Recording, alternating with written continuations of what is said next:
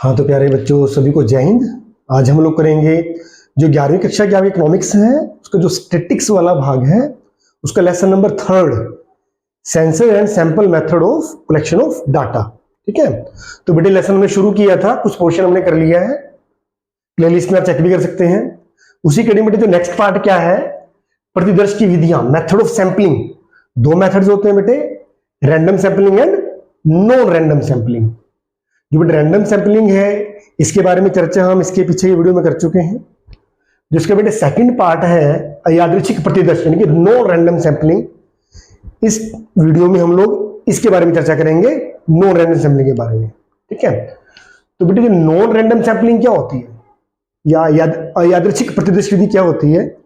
Non random sampling method वह method होता है जिसमें समूह में शामिल प्रत्येक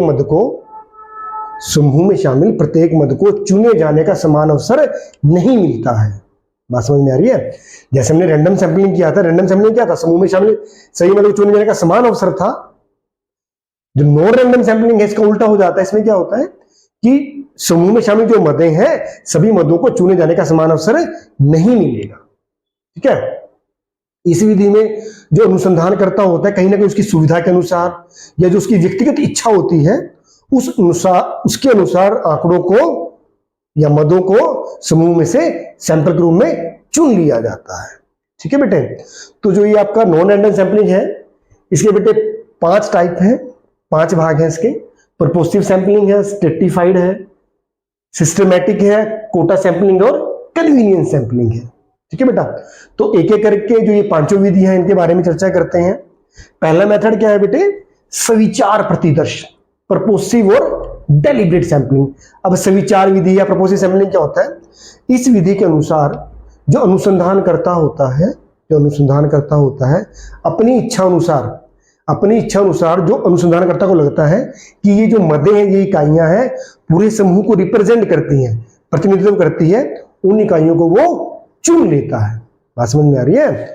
सविचार विधि में क्या होता है? सविचार विधि में अनुसंधानकर्ता अपनी इच्छा के अनुसार जो उसे लगता है कि ये इकाइयां पूरे समूह को रिप्रेजेंट करती हैं, उन इकाइयों को सैंपल ग्रुप में चुन लेता है। कहीं ना कहीं जो समूह में शामिल सभी मदें हैं उन सभी मदों को चुने जाने का अवसर, समान रूप से अवसर नहीं मिलता है। क्यों नहीं मिलता है?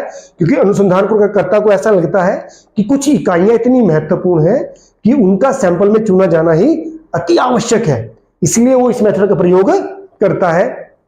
जैसे बुक में हमने बात की थी, जो बुक में है जैसे एग्जांपल कि अगर मान लीजिए आप लोग जो स्टील कंपनीज हैं भारत में, अगर आप उनको अध्ययन करना चाहते हैं, उनको सैंपल लेना चाहते हैं, तो कहीं ना कहीं आपको Tata iron and steel company है उसको आपको सैंपल में शामिल करना पड़ेगा। अगर आप उसको शामिल नहीं करते हैं तो कहीं ना कहीं आप सही निष्कर्ष पर नहीं पहुंच पाएंगे।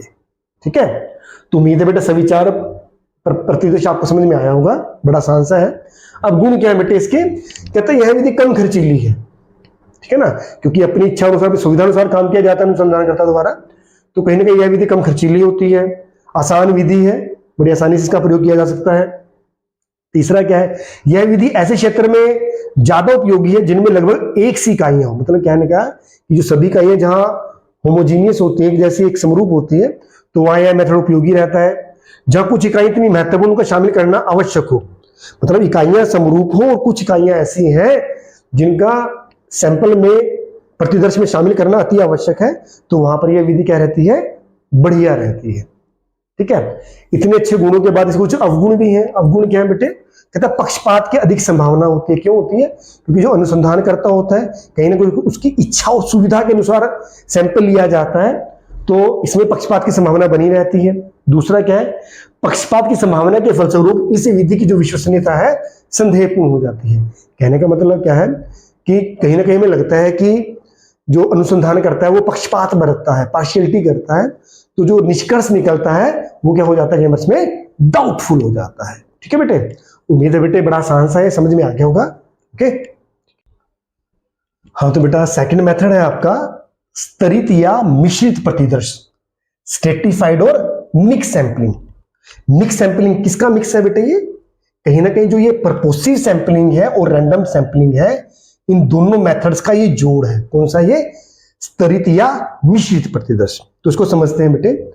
तो जो ये जो स्ट्रेटिफाइड सैंपलिंग है, इसका हम लोग यूज कब करते हैं बेटे? जो मदें होती हैं जिनमें से हमें सैंपल का चुनाव करना है, अगर वे मदें या वे इकाइयां विभिन्न गुणों वाली हैं या विभिन्न विशेषताओं वाली हैं, तो उनको स्तरित कर लिया जाता है, मतलब स्ट्रेटिफाई कर लिया जाता है। स्ट्रेटिफाई का मतलब क्या है?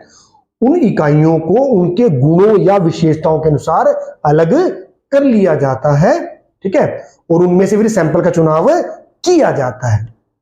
बात समझ में आ रही है? स्ट्रेटिफाइड सैंपलिंग क्या होती है? जो विभिन्न गुणों वाली इकाइयां होती है उनको उनके गुणों के अनुसार अलग कर लिया जाता है और रैंडम सैंपलिंग के माध्यम से उनमें से प्रतिदर्श का चुनाव कर लिया जाता है। देखिए एक उदाहरण समझते हैं। जैसे हम लोग बात करते हैं, आपकी कक्षा जो 11वीं कॉमर्स की है वहां पर 30 बच्चे हैं, ठीक है।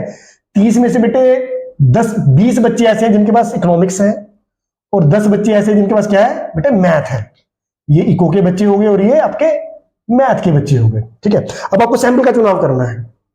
अब सैंपल चुनाव चुनने के बेटे 2 तरीके हैं। क्या क्या तरीके हैं? एक तो प्रोपोर्शनल है, एक नॉन प्रोपोर्शनल है। प्रोपोर्शनल कौन सा हो गया? ये जो अनुपातिक तरीका है कि जिसकी जितनी संख्या उसकी उतनी भागीदारी। जैसे मान लीजिए मुझे 6 का चुनाव करना है, आंकड़े में 6 के लेने हैं, तो ये 2:1 बन गया। इनकी 4 और ये 2, जैसे ये 2 अनुपात है ना, 2:1 बनता है ना ये, ठीक है ना। तो हम जो मदे चुनेंगे, सैंपल लेंगे, 4 मदे यहां से चुन लेंगे रैंडम सैंपलिंग से और 2 मदों का चुनाव इन 10 में से कर लेंगे, इससे रैंडम सैंपलिंग से। तो ये तो मेरे बेटा क्या हो गया? ये अनुपातिक तरीका है, ठीक है। अनुपातिक में क्या है? 4 यहां चुन लिया आपने, 2 यहां चुन लिया। दूसरा तरीका क्या है? जैसे नॉन प्रोपोर्शनल है, 11 अनुपातिक में क्या करेंगे? जैसे मान लीजिए हम कहते हैं जी 3 मदे हमने यहां से ले ली, बराबर बराबर, 3 हमने यहां से ले ली। अभी अनुपातिक नहीं है, क्यों? क्योंकि 10 में से भी 3 चुनी है आपने और 20 में से भी 3। ये ज्ञान अनुपातिक तरीका है, ठीक है मेरे बेटा। तो जो स्ट्रेटिफाइड सैंपलिंग है, इसको कहीं ना कहीं हम लोग मिक्स सैंपलिंग भी कहते हैं। मिक्स क्यों कहते हैं? क्योंकि ये प्रपोसिव और रैंडम सैंपलिंग का जोड़ है। कैसे? स्ट्रेटिफाइड में हमने जो प्रपोसिव सैंपलिंग में हमने क्या किया था? जो विभिन्न गुणों वाली मदें थी उनको उनके स्तरों के अनुसार स्ट्रेटिफाइड कर लेते हैं, गुणों के उनको अलग कर लेते हैं। ये तो प्रपोसिव सैंपलिंग हो गया, ठीक है। फिर जो आपने उनको विभिन्न गुणों वाली इकाइयां अलग की हैं, जब आप उनमें से रैंडम सैंपलिंग के माध्यम से, अब जानबूझकर नहीं चुना गया है यहाँ पे, ठीक है। जैसे प्रपोसिव में अपने जानबूझ के डाटा चुनते हैं, इसमें जानबूझकर नहीं चुने गए हैं। कहीं ना कहीं आप रैंडम सैंपलिंग के माध्यम से मदों का चुनाव करते हैं। इसलिए जो ये स्ट्रेटिफाइड सैंपलिंग होती है, कहीं ना कहीं इसको मिक्स सैंपलिंग भी कहा जाता है, ठीक है बेटे। उम्मीद है बेटे समझ में आया होगा आपको। अब इस मेथड के गुण क्या है, मेरिट्स क्या है? कहता है इस विधि में इकाइयों के अधिक प्रतिनिधित्व की संभावना रहती है। क्यों रहती है? देखिए, क्योंकि आप सभी इकाइयों को गुणों के अनुसार अलग कर लेते हैं, ठीक है। तो जो विभिन्न गुणों वाली इकाइयां होती हैं, सभी गुणों वाली इकाइयों में सैंपल का चुनाव किया जाता है। तो जो रिप्रेजेंटेशन है सभी गुणों इकाइयों को लगभग बराबर रूप से मिल जाता है। कमियां ज्यादा भी हो सकता है, पर जो अधिक प्रतिनिधित्व मिलने की संभावनाएं रहती है इस मेथड में। दूसरा क्या है? इस विधि में विभिन्न स्तरों के तत्वों के आधार पर तुलनात्मक अध्ययन संभव होता है। मतलब जो आप विभिन्न गुणों वाली इकाइयां जब आप सैंपल के रूप में चुनाव करते हैं, तो उनका आप तुलनात्मक अध्ययन भी आप आसानी से कर पाते हैं। तीसरा क्या है? कहता है जो ये यादृच्छिक प्रतिदर्श की जो विधि है, ये रैंडम सैंपलिंग का जो ये मेथड है, जो स्ट्रेटिफाइड सैंपलिंग है, एक विश्व स्तरीय मेथड है। ये वर्ल्ड लेवल का मेथड है, जो क्या देते हैं कहीं ना कहीं एक अर्थपूर्ण यानी सही परिणाम देती है, ठीक है। एक विश्व स्तरीय विधि है ये। अब इस मेथड के अवगुण क्या है? कहता है इस विधि का क्षेत्र सीमित है। सीमित क्यों है? क्योंकि यह विधि तभी अपनाई जा सकती है जब समग्र की तथा उसके जो विभिन्न भागों की आपको पूरी जानकारी हो। बात समझ में आ रही है? जो ये स्ट्रेटिफाइड सैंपलिंग है, आप तभी यूज कर पाओगे यदि आपको जो समग्र के जो विभिन्न भाग हैं उनकी पूरी जानकारी हो, पर ऐसा संभव नहीं होता, इसलिए हम इस मेथड का यूज नहीं कर पाते। इसके जो अवगुण है। दूसरा क्या है? यदि समग्र को विभिन्न भागों में उचित प्रकार से अगर नहीं बांटा गया है, कहने का मतलब क्या है? अगर इकाइयों को आपने उसको उनके गुणों के अनुसार आपने नहीं बांटा है, तो कहीं ना कहीं फिर पक्षपात की संभावना बनी रहती है।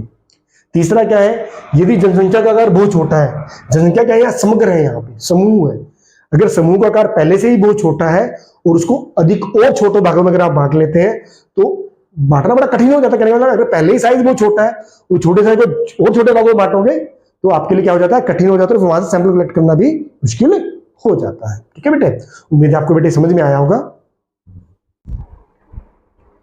हाँ तो बेटे जो तीसरा मेथड क्या है वो व्यवस्थित प्रतिदर्श यानी कि सिस्टमैटिक सैंपलिंग।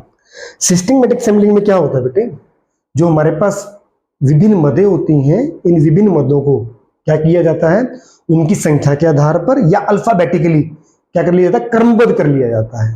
ठीक है, जब उनको क्रमबद्ध कर लिया जाता है तो जो पहली मद है, पहली इकाई है, उसका चुनाव रैंडमली कर लिया जाता है।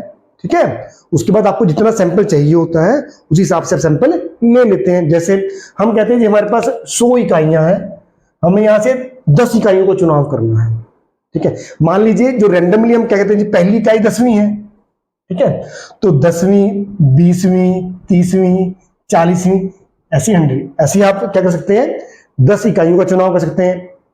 ठीक है, हम कहते हैं जी हमें तो 20 का सैंपल लेना है। मान लीजिए रैंडमली पहली इकाई 5वीं है, 5, दूसरी 10, 15, 20, 25, 30, 35। ठीक है, इसी प्रकार क्या करेंगे आप लोग, 20 इकाइयों का चुनाव कर पाएंगे। ठीक है, कहने का मतलब क्या है, जो पहली इकाई है उसको रैंडमली चुना जाता है, उसके बाद जिस हिसाब से आपको सैंपल चाहिए होता है उस हिसाब से मदों को आप चुन लेते हैं।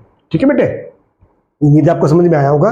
इसके बाद मेरिट्स क्या है, गुण क्या है इसके, कहते हैं यह एक सरल प्रणाली है, बड़ी आसान सी विधि है, इसके द्वारा जो प्रतिदर्श प्राप्त करना क्या है, आसान रहता है। आपने देखा भी है, आसानी से आप सैंपल ले सकते हैं। दूसरा क्या है, इस प्रणाली में जो पक्षपात की संभावना कम रहती है, पार्शियलिटी की संभावना कम है। क्यों, क्योंकि जो पहली इकाई आपने चुन ली है तो उसके हिसाब से फिर उसी रेशो में आप जो आंकड़े हैं, मदे हैं, चुनते हैं। अवगुण क्या है, डिमेरिट्स क्या है, कहते हैं इस प्रणाली में प्रत्येक इकाई को चुने जाने का समान अवसर नहीं मिलता। क्यों, क्योंकि पहली इकाई आप चुन लेते हैं पर जो उसकी बाद की इकाइयां हैं वो बीच में फिर रह जाती हैं कहीं ना कहीं, क्योंकि आपने जो सैंपल साइज चुना है, सैंपल साइज के हिसाब से, अभी हमने बात की है 10वीं, 20वीं, 30वीं, जो इनके बीच की मदों को चुनने का अवसर नहीं मिला है। ये 10 और 20 की मदे रह गई, फिर 20 और 30 के बीच की मदे रह जाती हैं। मतलब पहली इकाई रैंडमली चुनी जाएगी, पर उसके बाद कहने का मतलब क्या है, सभी इकाइयों को फिर चुने जाने का समान अवसर नहीं मिलता इस मेथड में। दूसरा क्या है, कह रहा है यदि सभी इकाइयों की विशेषता समान है, अगर सभी इकाइयों की जो गुण है, क्वालिटीज एक जैसी हैं, तो फिर जो आपको जो निष्कर्ष है वो सही प्राप्त नहीं होंगे। इसके बाद मेरे बेटा क्या है, ये चौथा मेथड क्या है, कोटा, कोटा या अभ्यंश प्रतिदर्श। कोटा सैंपलिंग क्या होता है बेटे, कोटा सैंपलिंग क्या होता है, जो आपका समग्र होता है, जो समूह होता है, उस समूह में जो विभिन्न मदें होती हैं, उन विभिन्न मदों को उनके गुणों के अनुसार अलग कर लिया जाता है। ठीक है, अब जब ये विभिन्न गुणों वाली मदें अलग हो जाती हैं तो जो अनुसंधान करता होता है उसे बता दिया जाता है कि प्रपोर्शनली उसे जो आपने मदें अलग की हैं विभिन्न गुणों वाली, किसी में से आपको कितना सैंपल कलेक्ट करना है। ठीक है, उदाहरण के लिए हम बात करते हैं, जैसे मान लीजिए हमारे विद्यालय में 6 से लेकर 12वीं कक्षा तक के बच्चे हैं। ठीक है, तो हम क्लास वाइज बच्चे ले लेते हैं। मान लीजिए छठी में जी हम कहते हैं कि हमारे पास 60 बच्चे हैं। ठीक है, 60 हैं। 7th में हम लोग कहते हैं जी हमारे पास 40 स्टूडेंट है। 8th में हम कहते हैं जी 70 बच्चे हैं। ठीक है, ऐसे ही 9 में कह लीजिए मान लीजिए 100 है। 10th में कह लीजिए मान लीजिए यहाँ भी 100 बच्चे हैं। 11वीं मान लीजिए 120 है। ठीक है, ऐसे ही 12वीं में भी मान लीजिए 120 बच्चे हैं। तो ये क्या हो गया, अपने क्लास वाइज बच्चों को 60, 40, 70, 100, 120 कर लिया, अलग हो गया। ठीक है ना, तो यहां पर क्या होता है, कोटा निर्धारित कर दिया जाता है कि प्रोपोर्शनली आपने किस हिस्से में से कितने मदों का चुनाव करना है। कहने का मतलब क्या, कोटा निश्चित कर दिया जाता है, किसके हिसाब से, उनके अनुपात के हिसाब से, जिसकी जितनी संख्या है क्लास में उसके अनुपात के अनुसार जो सैंपल है कलेक्ट कर लिया जाता है। ठीक है बेटे, तो जो ये विधि है बेटी बड़ी सरल और आसान विधि है। कौन सी वाली है, जो कोटा सैंपलिंग है। ठीक है, बड़ा आसान और सिंपल मेथड है, पर कहीं ना कहीं इस मेथड में पक्षपात की संभावनाएं बनी रहती है। ओके, इसके बाद है बेटे सुविधा अनुसार प्रतिदर्श। ये क्या होता है, इस मेथड में जो अनुसंधान करता है जैसी उसको सुविधा रहती है, सुविधा मीन्स उसको जिस समूह में से उसको सैंपल कलेक्ट करना है, अपनी सुविधा अनुसार किसी भी इकाई को प्रतिदर्श के रूप में चुनाव कर सकता है, उसके ऊपर किसी प्रकार कोई प्रतिबंध नहीं रहता है। ठीक है, तो ये मेथड भी क्या बेटे बड़ा सरल है, आसान है, सस्ता भी रहता है, पर कहीं ना कहीं अवैज्ञानिक या अविश्वसनीय मेथड है। अविश्वसनीय क्यों है, क्योंकि कहीं ना कहीं जो सैंपल का चुनाव है वो किसके ऊपर निर्भर करता है, अनुसंधानकर्ता के ऊपर निर्भर करता है। तो कहीं ना कहीं इस मेथड में, इस विधि में अनुसंधानकर्ता के ऊपर निर्भरता बढ़ जाती है। ठीक है बेटा, तो क्वेश्चन हमारा बेटे पूरा हो चुका है। एग्जाम के लिए बेटे बड़ा ही महत्वपूर्ण प्रश्न है, एक दो बार बेटे ध्यान से सुनोगे आपको याद ये हो जाएगा। धन्यवाद।